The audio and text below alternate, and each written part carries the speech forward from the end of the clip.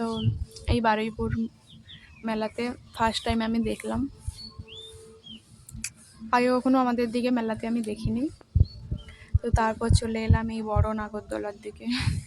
এই নাগরদোলাতে আমি একবার উঠেছিলাম, আমাকে এমন মাথা ঘুরিয়েছে, আমি আর কোনোদিন উঠিনি, আর উঠবো না।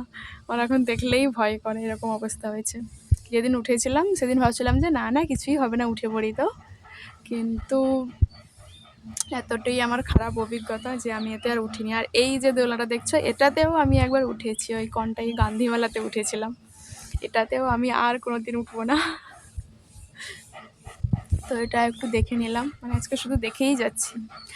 আর এই দেখো এই যে রাইডসটা, এটা আমার একদম দেখলেই মনে হয় যেন আমার প্রাণটা বেরিয়ে যাবে, এরকম মনে হয়।